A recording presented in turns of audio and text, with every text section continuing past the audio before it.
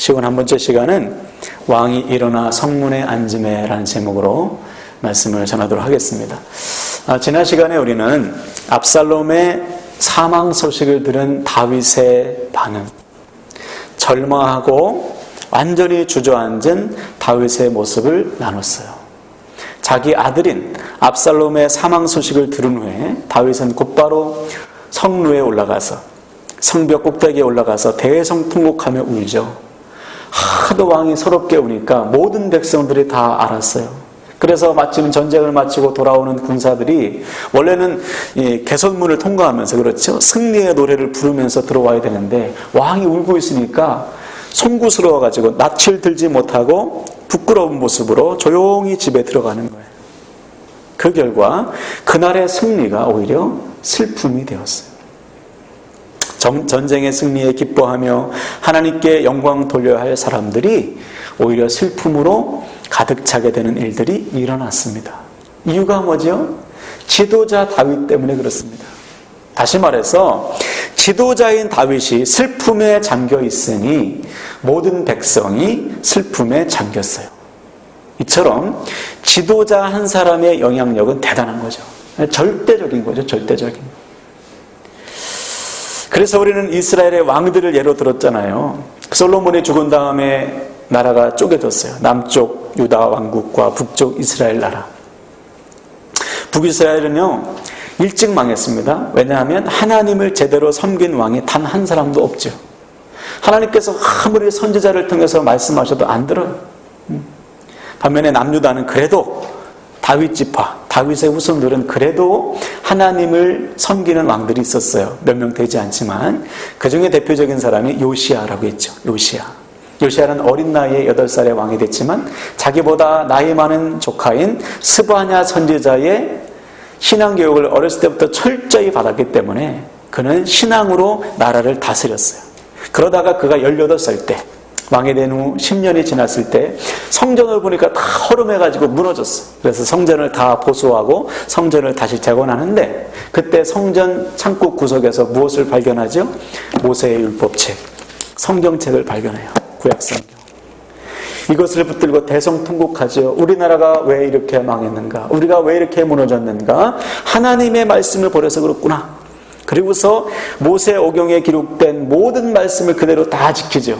하나님의 모든 절기를 다 지키고 모든 예배와 기도를 회복합니다. 그래서 다윗 왕 이후에 가장 신앙적으로 회복된 나라가 바로 요시야 때예요. 한 사람 왕이 회복되니까 나라 전체가 변하는 거예요. 우리의 가정도 마찬가지예요. 가장이 변하면, 가장이 믿음 안에 바로 서면 가정 전체가 변해요. 부모 세대인 우리들이 하나님 앞에 바로 서면 자녀들이 언젠가는 반드시 하나님 앞에 돌아오게 돼 있어요. 시간 문제. 목사가 바로 서면 성도들의 삶이 변화되게 돼 있어요. 그러므로 우리 한 사람이 바로 서면요, 우리만 사는 것이 아니고 우리 주변이 다 사는 거예요. 더 나아가 우리는 그리스도인들 아닙니까? 세상 사람들이 우리가 교회인 거 다 알잖아요. 그러므로 우리가 어떻게 사느냐에 따라서 우리가 하나님 앞에 바로 서면 우리에게 맡겨진 사람들이 다 살게 될 줄로 믿습니다. 반면에 내가 하나님 앞에 제대로 서지 못하면 선한 것이 흘러가지 못해요. 나만 무너지고 있는 것이 아니고 내 주변 전체가 무너질 수가 있어요. 그러므로 사랑하는 여러분, 날마다 하나님 앞에 가까이 나아가시기 바랍니다. 슬픈 일이 없을 수는 없잖아요. 다윗과 같은 일들이 없으면 좋지만 있을 수도 있지 않습니까? 그때는 그 슬픔에 주저앉아 절망하는 것이 아니고 그 슬픔을 가지고 주님께 나아가는 거예요. 다윗이 그걸 못했어요. 다윗이 지금 성벽 꼭대기에 올라가서 올 것이 아니고요, 성전 안으로 들어가야 돼요. 슬픔과 눈물과 괴로움과 아픔을 가지고 성전 안으로 들어가서 하나님 앞에 다 쏟아놓아야죠. 그러면 하나님께서 회복하시지 않겠습니까? 그 회복된 모습으로 가정으로, 직장으로, 학교로, 교회로 나아가는 거예요. 오늘부터 그 놀라운 회복이 저와 여러분에게 있길 바랍니다. 자, 오늘은 그 다음에 일어난 일입니다. 본문 5절을 다시 한번 보시면 제가 한번 읽어볼게요. 요압이 집에 들어가서 왕께 말씀드리되 왕께서 오늘 왕의 생명과 왕의 자녀의 생명과 처첩과 비빈들의 생명을 구원한 모든 부하들의 얼굴을 부끄럽게 하시니. 그렇죠? 다윗의 상태를 보고받은 요압이요, 불이 나게 말을 타고 달려가 가지고 왕궁에 도착했어요. 성전에 들어가서 왕궁에 들어가서 다윗을 지금 야단치는 거예요. 원래 요압이 다윗의 조카거든요. 그런데 자기의 외삼촌인 다윗이 아무것도 하지 못하고 그냥 슬픔에 잠겨 있으니까 아주 강하게 말하는 것이죠. 아니, 지금 왕이 지금 울 때가 아닙니다. 지금 왕을 위해서 목숨 바쳐 전쟁에 임한, 그리고 승리한 병사들을 격려해야지, 축복해야지, 지금 이러고 있으면 어떻게 합니까? 그리고서 6절에 보면 더 강도를 높여요. 이제 보니 왕은 왕을 미워했던 압살롬은 사랑하시고 왕을 사랑했던 부하들은 미워하며 멸시하고 계십니다. 차라리 우리가 죽고 압살롬이 살기를 바라셨습니까? 그렇죠?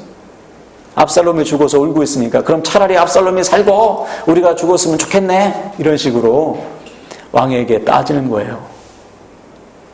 우리가 볼 때 좀 과하지 않은가? 왜냐하면 아들을 잃었잖아요.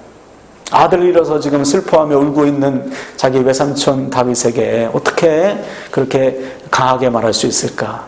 근데 다윗이 그 정도로 지금 완전히 슬럼프에 빠져 있었다는 거예요. 아무것도 하지 못하고 왕의 자리를, 다윗이 지켜야 될 그 사명의 자리마저 놓고 있는 다윗을 보고 하나님이 요압을 통해서 깨우치시는 거예요. 너 네 슬픔 알지만 너 이럴 때가 아니다. 네가 무너지면 나라 전체가 무너지기 때문에 네가 지금 하나님 앞에 바로 서야지. 언제까지 그 슬픔 붙들고 그 슬픔에 눌려 있을 것이냐. 깨우치시는 것이죠. 깨우치시는 거. 자, 이때 다윗이 어떻게 합니까? 그 말을 받아들여요. 그 충고를 다윗이 받아들여요. 요압도 다윗이 미워서, 다윗이 꼴보기 싫어서 그런 게 아니에요. 7절을 보시면 이제 곧 일어나 나가 왕의 부하들의 마음을 위로하여 말씀하옵소서. 내가 여호와를 두고 맹세하옵나니 왕이 만일 나가지 아니하시면 오늘 밤에 단 한 사람도 왕과 함께 머물지 아니할지라. 그리하면 그 화가 왕이 젊었을 때부터 지금까지 당하신 모든 화보다 더욱 심하리이다. 그렇죠? 다윗을 위해서 한 말이에요. 지금 빨리 가서 백성들을 위로하세요. 지금 백성들의 마음이 왕에게서 떠나고 있으니 빨리 가서 위로하셔서 다시 백성들을 잡으세요. 안 그러면 제가 외삼촌 지금까지 고생한 거 다 아는데 더 큰 화가 임합니다. 정신 바짝 차리세요. 다윗을 생각해서 그렇게 조언을 해준 것이죠. 이 조언을 다윗이 받았단 말이에요. 그렇지. 내가 지금 이렇게 주저앉아 있을 때가 아니지. 하나님께서 요압을 통해 나를 깨우치시는구나. 그리고서 요압의 충고를 하나님의 말씀으로 인정하고 받아들입니다. 그리고는 8절에 보니까 성문 앞으로 나아가서 백성들을 맞이해요. 성문 앞으로 나아갔다는 것은 성문 앞은 왕의 자리입니다. 왕의 자리를 다시 회복하는 것이죠. 잃어버렸던, 놓았던 십자가의 자리, 사명의 자리로 다시 나아가요. 그래서 전쟁에 승리한 백성들은 아마 축복했겠죠. 그리고 백성들을 아마 위로했을 거예요. 여러분, 이것입니다. 뭐냐? 하나님은 요압을 통해서 지금 다윗을 일으키시는 거예요. 상황에 눌리고 감정에 눌려서 슬픔에 눌려서 아무것도 하지 않고 주저앉아 있는 다윗을 그냥 두지 않으시고 요압을 통해서 강하게 책망하셨어요. 그가 지켜야 될 자리가 있기 때문에. 다윗이 무너지면 다 무너지기 때문에, 우리가 무너지면요 우리 가정도 무너지고 다 무너지지 않습니까? 그래서 하나님은 때때로 우리를 깨우치시는 거예요. 강하게 우리를 일으켜 세워주시는 것이죠. 우리가 주저앉아 있는 것을 하나님은 가만두시지 않으세요. 반드시 일으켜 세우십니다. 그래서 오늘 우리가 아주 중요한 진리를 발견해야 되는데, 하나님은 때때로 누군가를 통해서 우리를 깨닫게 하실 때가 있단 말이에요. 요압을 통해서 다윗을 깨닫게 하신 것처럼 내 주변의 사람들을 통해서 우리를 깨닫게 하세요. 수많은 상황을 통해서도 깨닫게 하시지만 사람을 통해서도 깨닫게 하신다. 이때 그럼 우리는 어떻게 해야 되는가? 다윗처럼 그 가운데 나를 향하신 하나님의 음성을 듣는 거예요. 만약 이때 다윗이 네가 감히 왕에게 충고를 해? 그러고서 여봐라, 요압을 데려다가 당장 처단하라 이러면 백성은 분열되고 아마 다윗을 백성들이 떠났을 거예요. 그러나 요압의 말을 듣고 그 충고를 받아들였기 때문에 하나님께서 주시는 회복이 나라 전체에게 임한 것입니다. 이거죠, 여러분. 하나님께서 나에게 말씀하실 때 들을 수 있는 들을 귀가 필요해요. 들을 귀. 말씀을 듣고 깨우치는 결단을 하기 위해서는 반드시 들을 귀가 있어야 돼요. 반면에 들을 귀가 없는 자들은 예수님이 앞에서 말해도 안 들어요. 예수님께서 말씀하실 때 제사장과 서기관들과 바리새인들은 이를 득득 갈면서 언제 저 예수를 죽이나 이랬잖아요. 다른 사람들은 가슴을 치면서 회개했지만 예수님께서 말씀하셔도 들을 귀가 없는 자들은 못 들어요. 그러므로 우리는 반드시 들을 귀가 있어야 되는데 누가 이 말을 듣냐 말이죠.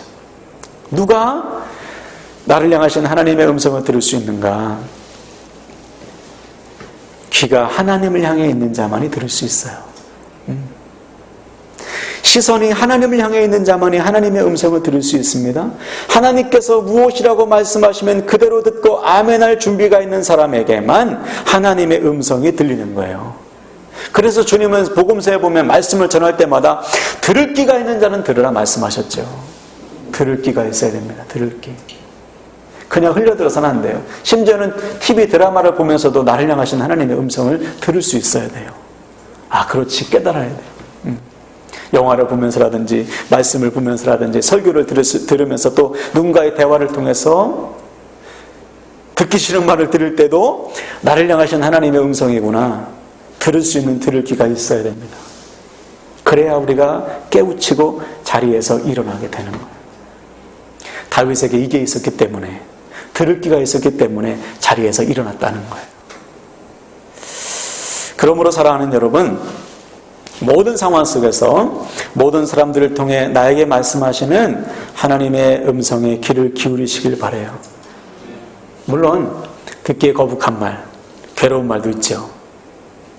같이 있는 게 참 힘든 사람도 있어요. 그럴 때는 어떻게 하죠? 난 저렇게 말하지 말아야지 하면 되는 거예요.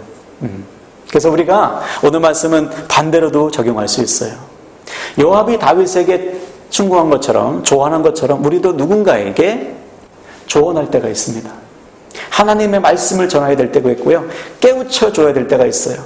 믿음이 자라지 못하고 그저 눌려있는 자, 그저 빨리 회복돼야 될 자들에게 말해주고 싶을 때, 말해줘야 될 때가 있어요. 이때 어떻게 해야 됩니까? 하나님의 지혜를 구해야죠. 그들의 상황과 형편을 잘 고려해서 배려하는 마음으로 해야지 지혜 없이 했다간 오히려 상처만 줄 수 있어요. 예를 들어 이런 거죠.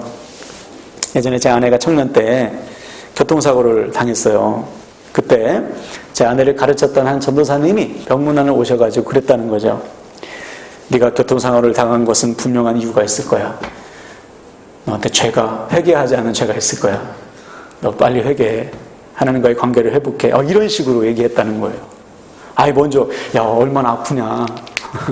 이것부터 물어봐야 하잖아요.